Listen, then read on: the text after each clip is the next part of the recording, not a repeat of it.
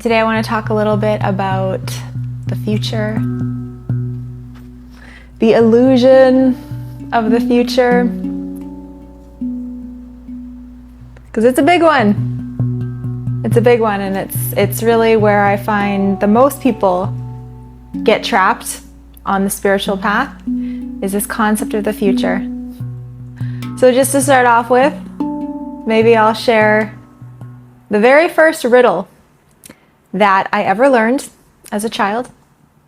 And I was very proud of this riddle when I learned it. And it was, what's going to come but never comes? Tomorrow. Tomorrow's what's going to come, but it never actually comes. Right? You can say, oh, well, today was the 20th and I woke up and the next day it was the 21st. Jesus, that's good. Yeah, that too, and we'll get into that. But it is ironic because, we are so conditioned to live in the next, to live in the future, to always consider the future, right? Like as if we're this being that needs to go somewhere, right? Ever since, we started interacting with our parents verbally, and then school reinforces that, and then the television shows that we watch reinforce this idea about going somewhere, about becoming something, right? And that is the journey of, the human experience, we could say. When we look at it mentally, we can say, yeah, the journey is to become. The journey is to go on this story and to become better, our hero's journey. And while that is a truth when we observe life mentally from a perspective of time, there's actually a much deeper, not even deeper, just a more true reality that we forget to notice that we've been in this entire time, but we're so oriented to living in the future, right? How can I improve? How can I maintain? How can I protect myself? Keep myself safe, save for a rainy day. And of course, there's value to being able to conceptualize the future to a certain degree. But this whole idea of the future, of being safe for the future, of preparing for the future, of becoming better in the future, it turns into a cult, basically. It turns into a complete brainwashed experience of life. And then we're just living our lives to constantly get somewhere. But a lot of that is being motivated by fear or this subtle resistance to what is, right? And spirituality plays just into that program, just like anything else. Just like anything else, we hear about the spiritual journey, we hear about this concept of becoming, of getting enlightenment. So we go to India and we do all these things. And it's fun, okay? It's fun. But what I want to talk to you guys about today is exposing this pattern of constantly going into the next, because it's so sneaky. Even when you get a taste of this direct clarity, this direct presence that's here right now for you, right? That you're living in this very moment, that's not a concept, right? And the mind is really silent, and there's a less stickiness to the thoughts, there's a distancing, and there's just it's clear, it's open, it's spacious. This feels good, right? Couple seconds go by, maybe couple minutes go by, and then, pop, how can I keep this? Right? How can I maintain this? What if I lose this? And it feels so real in the moment, that thought that says, what if I lose this? Or how can I keep this? And we just imagine that thought that comes through is us. Is that's me saying, how can I keep this? How can I keep this present moment? How can I keep this experience of clarity, right? And it's like, well, it's easy. What are you without that thought? What are you without that idea of the future? Because the future is where the suffering lives in. right? The future of not enough yet, but later on it will be better, right? The future is the resistance to what is. And again, I'm not saying there's something wrong with planning and being able to conceptualize the future to a certain degree, but we are mostly living our lives for the future. You know, the present moment becomes a means to get somewhere else because there's a resistance and there's really just, because we're so oriented to this concept of a timeline, to this concept of a character that's living in time, we just make that the God, right? We make that the thing to come through. So this is about exposing this pattern today and pointing out that the whole all feel better when, right? When my trauma's healed, when I get that job, when I get that money, when I get that enlightenment, right? Then I'll be okay. You know, and spirituality capitalizes on this, not just spirituality, but religion too, right? Like how many different religions are there in the world that talk about, you know, the moment when the Satya Yuga comes and all will find peace, right? This golden age of light, right? Or when Christ returns, right? Or the Mahdi returns, or the Messiah returns, right? And it's still being believed in today. It's very illogical. Like when you hear people being like, oh, the Messiah is coming back or Christ is going to return. It's like, you know, for most people there's a yeah, that's kind of like not really gonna happen. That's just a thought, you know, but at the same time, we do that in our own world a little bit as well, or a lot, but we don't notice it. It's not this kind of grandiose moment where this person will come down from heaven and change everything. But we imagine that there'll be some kind of thing like that happens within us, right? Not now, but later. I got to keep working for it. I got to keep trying for it. And, you know, there's nuances to what I'm saying as well. Like you can't deny that, when they talk about, you know, you hear it like in certain new age circles when they talk about 5D, you know, the new age coming, that there's a lot of hype around that. But I can also see, okay, if you go into the story, it does seem like things are getting more extreme, you could say. And there are more people that are, you know, just because we now have the freedom to investigate these existential questions and we're able to be pointed and to receive some guidance and clarity and to be able to bypass the mind. And this is what I offer in my sessions, a direct experience of the clarity that you're looking for on your spiritual path. It's not hard. It's right here. It's just kind of a process that bypasses the mind so that you see that there's something here that has nothing to do with this concept of an observer that you've been taking yourself to be. Okay? So I'm not saying that, yeah, there can't be changes and that there can't be, you know, awakenings and people coming into a more clarity about the truth of life, the truth of existence, or just living in less resistance to what is, you know. But the mind wants to hang its hat on that one thing, right? Whether it's the return of Christ or whether it's enlightenment or the Satya Yuga or the Kali Yuga ending, right? Or some eclipse happening. It wants to say that will be my savior. I got to keep waiting though, right? I got to keep sacrificing. But truth, real truth, clarity, the uncovering of the deepest peace and direct miracle of life does not need to be sacrificed for. It's right here, right? It's right here. So what are you without the next right now? What are you without your spiritual expectations?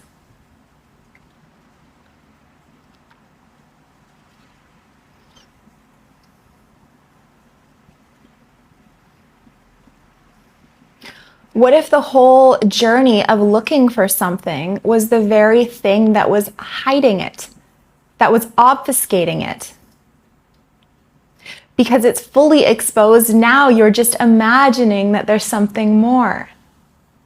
But in reality, there's actually nothing hiding on you. It's just words that are kind of directing you constantly to an imaginary future that's not here, right? And in religion and just in normal life in general, humans have been projecting peace, projecting a better reality in the future for thousands and thousands of years, but the future is just a psychological construct, right? It's empty. There's no future. It's just thoughts, right? We all know that. It's just imagination, right? It never actually comes. Future is really just a mental creation, right? It's the mind projecting a reality that's not here. And so we're basically brainwashed and hypnotized by not just the future, but the past too. But the future seems to be more strong, right? Because it's like the past, okay, I can maybe forget about that. Some people, the past is an issue, fine. But what I see the most that gets the seekers trapped, because the seeking is always the future. And who I talk to mostly are seekers that are looking to end their seeking. And a lot of it is just calling out the false belief in the future, right? Living in the mind. And in like esoterica, in astrology, the mind, thoughts, words, concepts is known as the air element. And if we look at the air element now, I mean, it's a valuable part of life, right? Thoughts, words, all of that, it's valuable. But the air element, it's like you can't really see it, right? You can't really see the words, but you feel their impact, right? You can't see the wind, but you feel it, right? It is very impactful, but it's also like, it's there, but it's not there, right? It moves very quickly, and words can create a lot of change. The thoughts can create huge change in the life, right? Tornadoes, like blowing dust particles, breathing, right? It can dart one way or the other. There's no real boundaries to words. There's no real boundaries to imagination. Just like air. But it's also, the moment you speak it, it's gone. It's completely empty. It's valuable, but it doesn't have the gravitas, the reality that we've been projecting into it, right? It's air. And it's temporary. So when we chase the future, when we chase a moment that will happen in the future, we are chasing the temporary. So if you can think of an example of in your life, maybe something that you really wanted. It's all you, it always has been. Yeah, thanks, Mikhail. Wind never stays the same. Yeah, thanks for your comments, guys. So if you think about something that happened that happened that you really wanted to happen, right? How long did that make you feel satisfied for? Even when you got the thing that you wanted, right? The mind's always on to the next. It's like, okay, I finally got what I wanted, but why do I feel depression? Why do I feel depression? Why do I get into a depression mode? You want to know why you get into a depression mode? It's because you just can't get enough. And that's like the mind, right? It just can't get enough. It wants more and more and more because what it's chasing is ultimately empty, right? The future is where the suffering lives, but the future is not even real.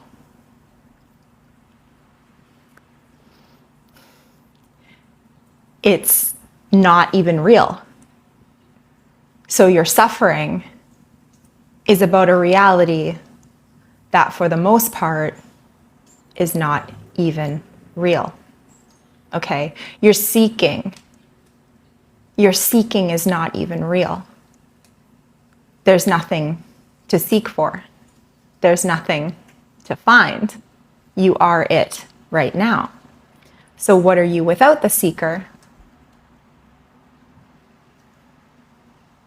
What are you without this reference to a journey of becoming right now?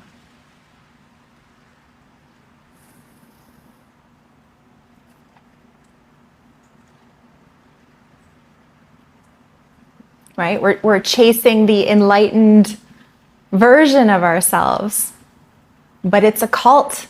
The enlightened version of yourself is not a reality, it is a cult, right? And that's how these cults get you. That's how these belief systems get you. And again, I don't want to say that there's something right or wrong about it. And I don't want to make it seem like I'm, putting down spirituality or like I have some beef with it. Like I want to get back at the spiritual world because I wasted all this time seeking. No. It's fine. It's fine. But it is a little bit of a cult. I'm not going to lie.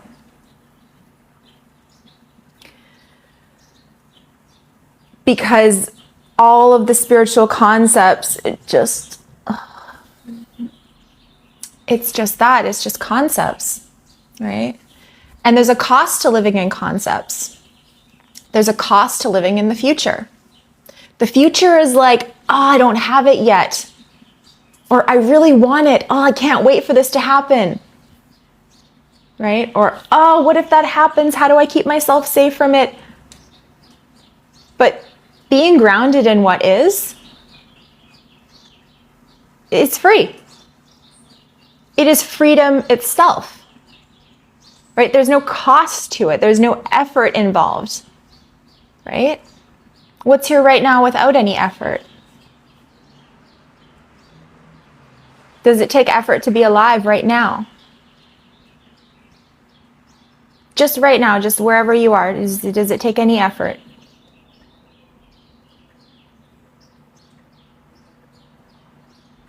So many people are not living their lives, they're waiting for it. They're waiting for the next. They're waiting for an idea. But that idea is only a reality in words.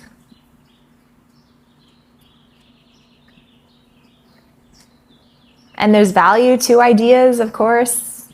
I'm not anti-ideas.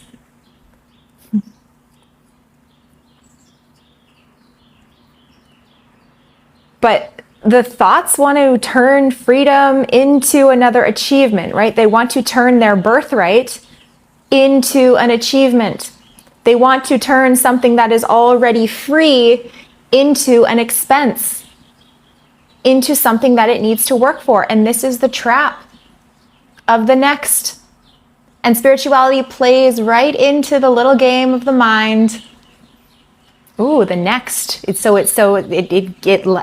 We're all conditioned to live in the next. So much of the life is about the next, especially the conceptual kind of world of academia and concepts and philosophies and stuff. And the spiritual marketplace goes, you want the next? I'll give you the next.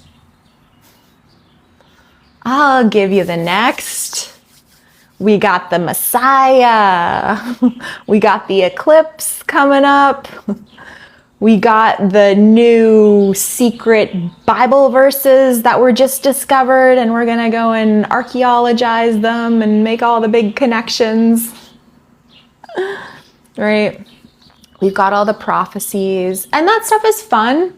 Like, it's harmless. Again, well, I don't know about harmless, because I do talk to a lot of people that get really messed up from this stuff as well. So it's not harmless. I take that back. But, it can be fun. It can be interesting. But it just turns into another expression of resistance, right? But what I'm talking about is the freedom from the future. How do you free yourself from the future? Well, is anything missing right now? Just right now, if you take away the past and the future. What's missing?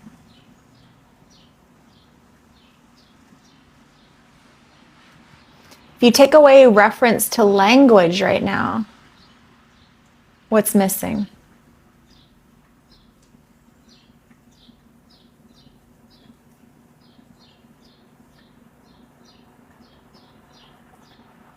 right?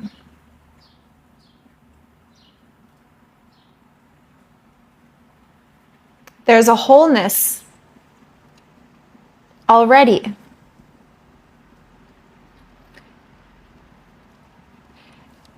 There's a wholeness here that's in between acceptance and rejection, in between right and wrong, in between awakened and unawakened, right? In between self and no self. There's a wholeness already. But it's not a concept of wholeness. It's not a how do I get to this wholeness, right? It's not another hill to climb. It's what are you without that? What are you without trying to make this moment different? Without trying to make this moment more? Because if you take away the past and the future right now, what is more?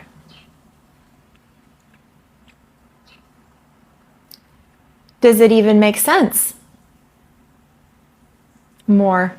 More is a reference, right? More is a comparison to what is not. So the mind is always looking at what is and comparing it to what is not, and it's saying that it needs to be what is not. So it's saying what is needs to be what is not. So it's always chasing what is not, and then it forgets to notice what is. But what is the only thing that is, and anything else is just made up thoughts. So what is not is the cult. What is not is the illusion. What is not is the never-ending dog chasing its tail, hamster wheel, seeking words when, what are you without words? That's what it actually is trying, the spiritual pointing is trying to get you to. All these words, all these concepts are trying to take you to the wordless and the conceptless, and it's here right now. So freedom is the end of the psychological movement into the future.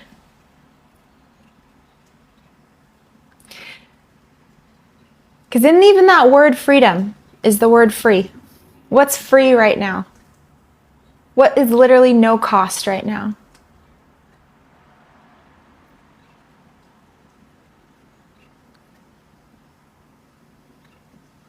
It's being in what is without trying to postpone.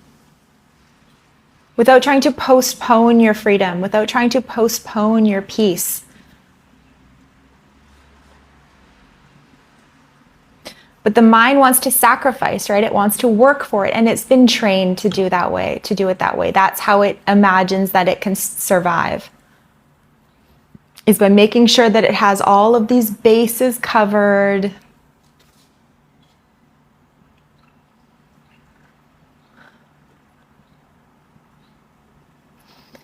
But take away the next, and there's a piece here, right? The nervous system kind of slows down for a little bit, right? The breathing becomes more noticeable. The sensations become more palpable. Words like good and bad start to kind of fall away. Lose their meaning, I should say, right? There's sounds, there's breathing, there's life just kind of coming and going. Only here, though. How could there be anything else but here, but right now?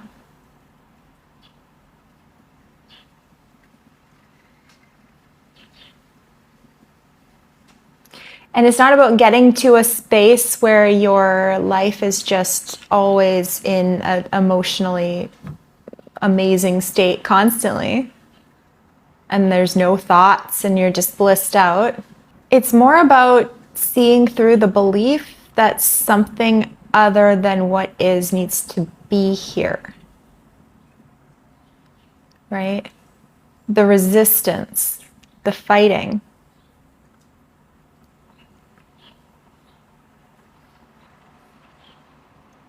Nothing special needs to happen, right? What I'm pointing to is the ordinary as well. So it's time to sober up and see that the future has nothing for you. It has nothing for you other than just imagination and empty promises. Because even if you get that thing that you wanted, it's temporary. And the whole seeking for something temporary just perpetuates the story, the identity, that orientation to a false reality that's just you're existing in through thought, through the dimension of words. And then it's just constantly on to the next, on to the next, on to the next.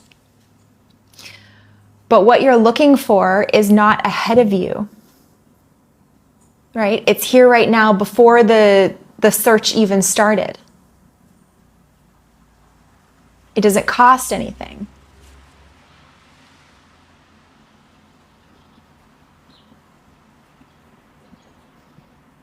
It's not about giving it all up.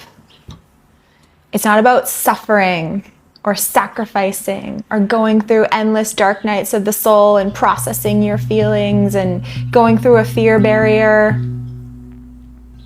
I mean, that can happen, but it's not a prerequisite. Because it's already fully exposed now, this moment now. Just take away the future. What are you without the future right now? What are you without the need to get somewhere right now?